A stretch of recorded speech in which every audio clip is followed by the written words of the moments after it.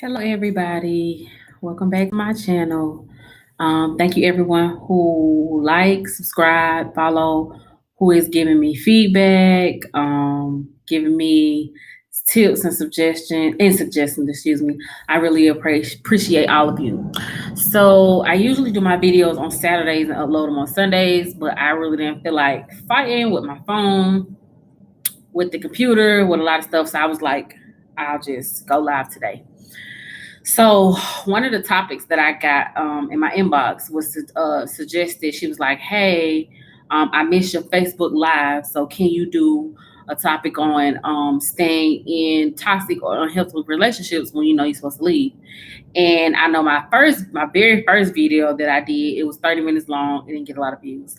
And one of the suggested tips was that the video is a little long. A lot of people are not really going to sit there for 30 minutes because you only have 23 subscribers and you haven't really gotten out there yet. So thank you guys for that. This video won't be 30 minutes long, but I will talk about staying in unhealthy relationships or toxic relationships because you can't let go. And the first thing I want to say about that is staying anywhere, whether it's an intimate relationship with your family members or anything, staying in unhealthy or toxic, I can't talk today. I got to get it together. Toxic situations, it starts when you're young. It starts with everything I always talk about, trauma, healing, and everything.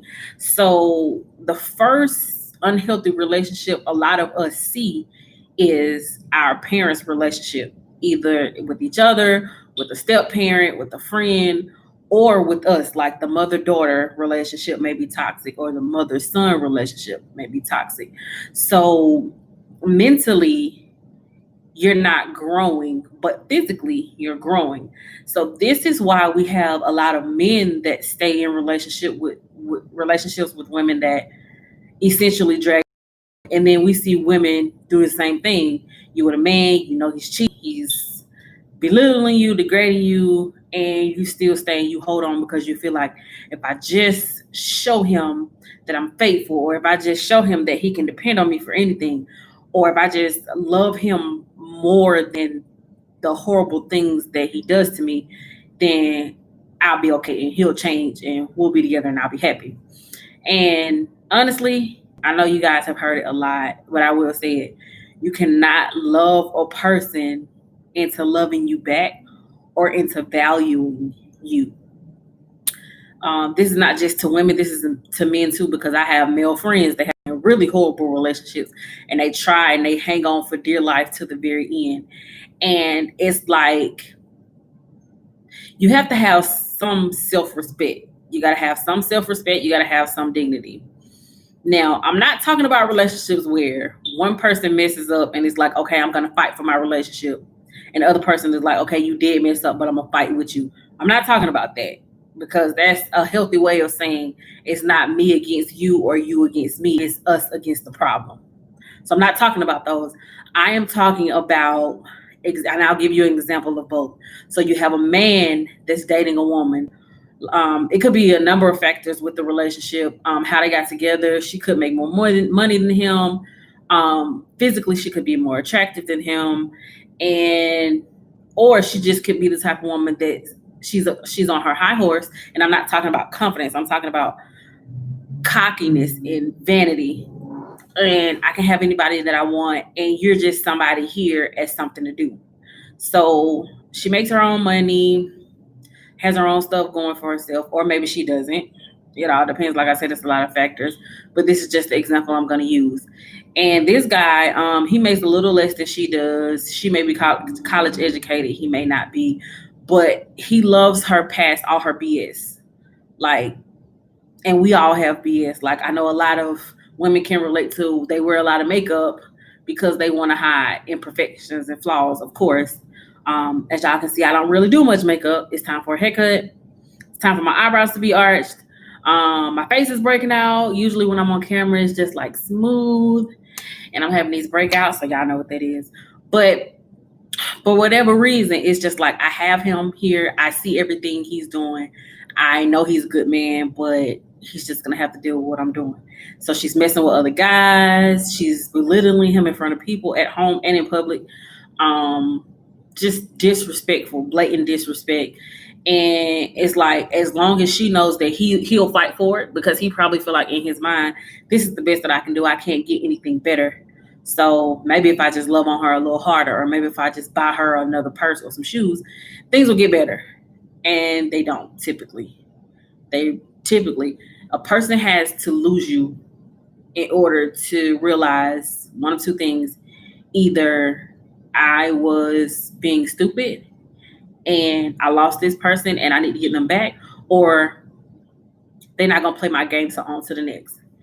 And with women, same thing happens. You with the man, he's not done playing. That's what I call it. When they're not done playing, they still want to be in touch with exes, and they want to see if they still got it, and they want to still go hit this one and hit that one. Like, they're not done playing. So you know that a man is not done playing. And instead of saying to yourself and to him, hey, I don't really want to be in a relationship until you're done playing, until you're really ready for it to just be me and you'll hang on. You're still giving them sex. You're still doing wife and girlfriend things, and you've been friend zoned. So then a lot of women, you go through the phone and you find out he messing with one or multiple other people. Now you're mad, you want to fight, and you forgive him and you take him back, and he does the same thing. And it's like, the more you forgive a person when they disrespect you and they don't change the behavior, the more they're going to do it, and the less you're going to be in love. You're damaging your relationship, you're damaging how you see that person, and you're damaging yourself.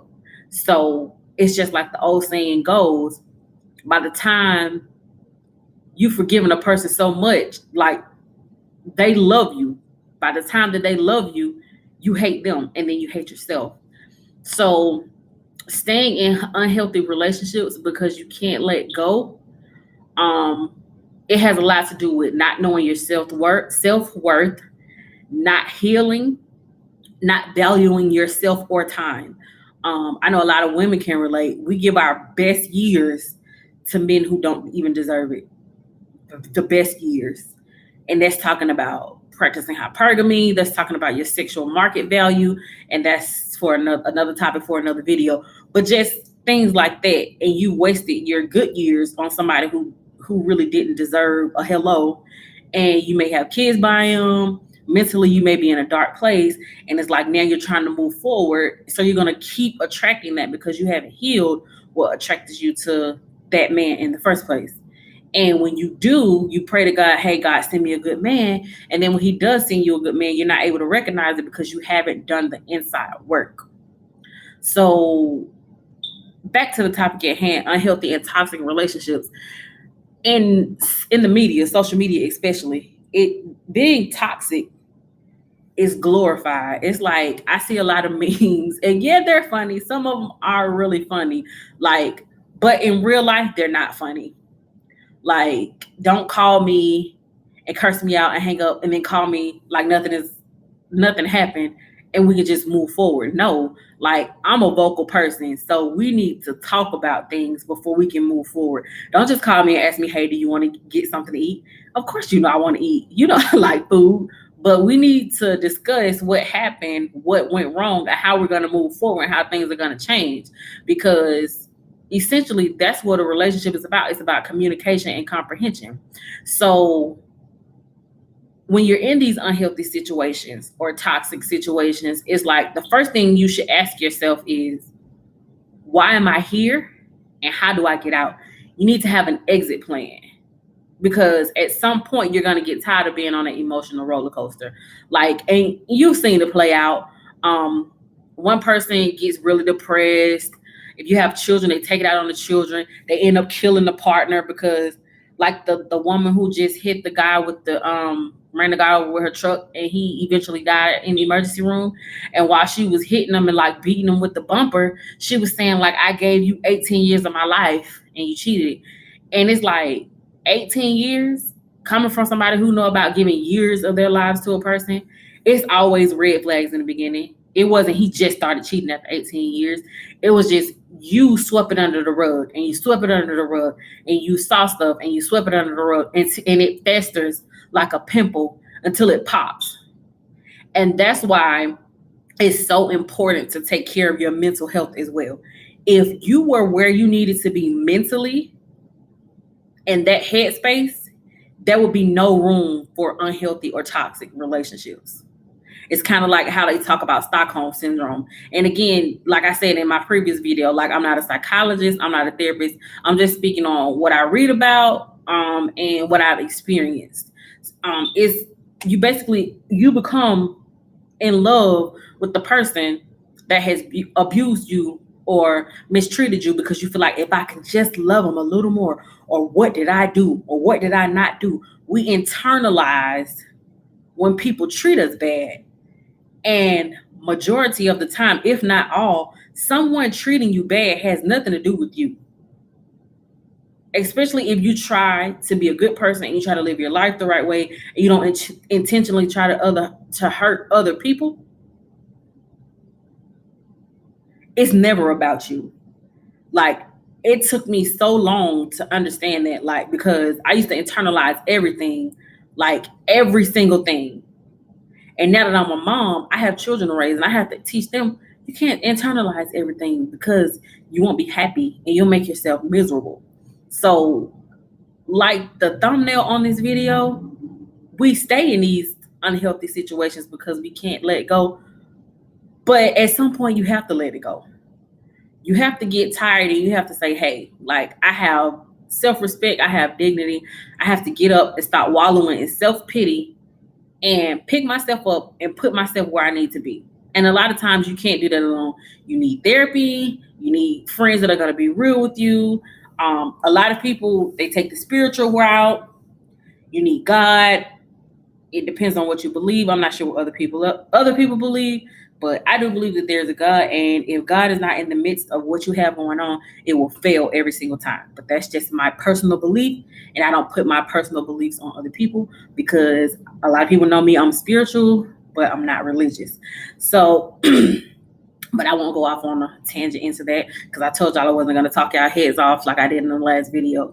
So, back to having a strategy and an exit plan. It's good to journal.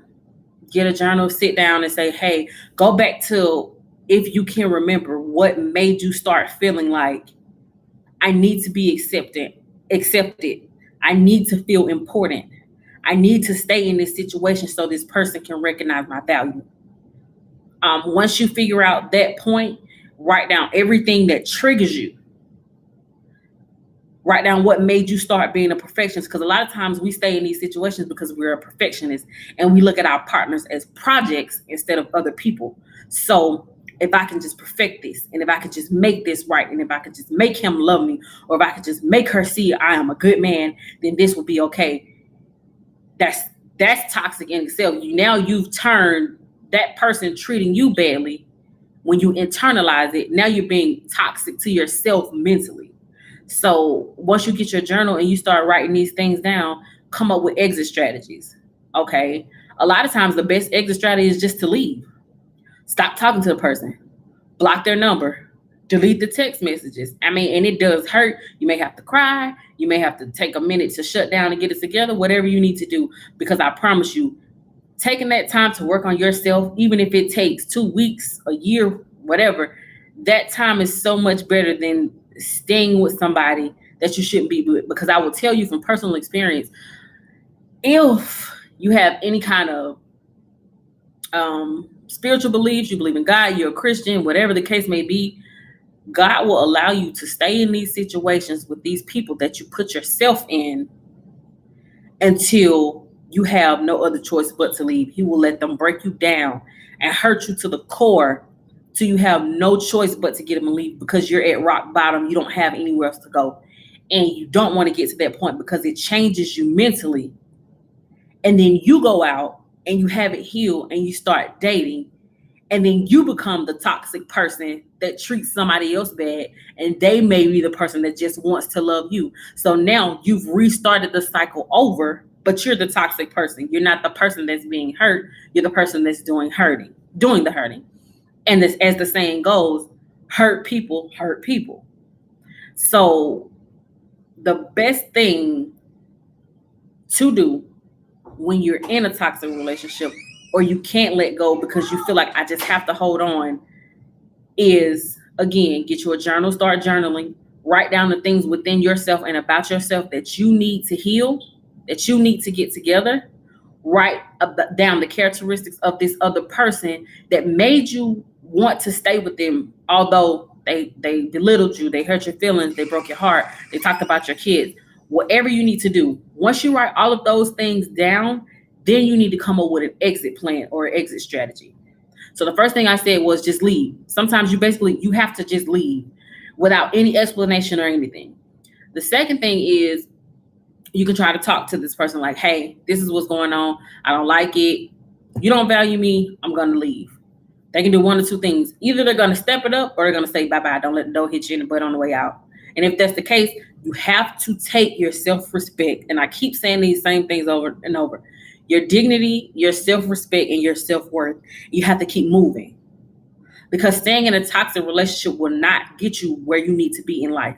If you believe in walking in your purpose and serving who you're supposed to be while you're here, while you're in the vessel, toxic relationships will keep you as far from that as possible all the time.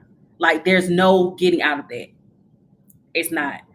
I hear people saying I do believe in right person, wrong time. I believe in healing to put you on a path that you need to be on. And I do also believe in shutting down and just working on yourself to be better. And I know a lot of people don't want to do that because in toxic relationships, let me say it, in toxic relationships, most of them, the sex is phenomenal. Like on a scale of 1 to 10, they might be like a 25. Y'all doing acrobatics, you in the swing, y'all jumping off rope like y'all doing DDTs and all this stuff. So you have to stop having sex with that person. Because once you take the sex away, what are they really giving you? For a lot of people, it's nothing. A lot of relationships are based on sex, and sex should not be the basis of your relationship. And I say it all the time. And a lot of people hear me say it. Sex is like the icing of the relationship. It should never be the dough. If the dough of your relationship is sex, you're in so much trouble. So with that being said, because I don't want to talk y'all heads off today, let it go. Get out of that toxic relationship. Journal. Get into your spirituality. Pray. A lot of people, and it's nothing wrong. Sometimes you have to go to the middle of nowhere and just scream to the top of your lungs. Sometimes you have to shut down. Sometimes you have to cry. That is your way of getting all of that toxic stuff out of your system so you can move forward. So that is my personal take on staying in unhealthy relationships. And when you can't let go, everything ultimately starts with you.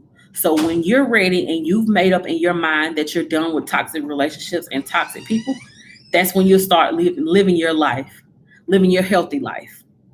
So to the person that requested that, that's my opinion on that. And y'all keep sending me topics. Y'all keep sending me suggestions, feedbacks. I love y'all. Thank y'all for supporting my channel. I got my dinner on and it smells really good. It's a beautiful Sunday. So I want to enjoy the rest of this day with my children. So y'all take care. Please like, comment, share, subscribe, hit the bell so you can get the notifications. And I will see y'all next Sunday in the next video.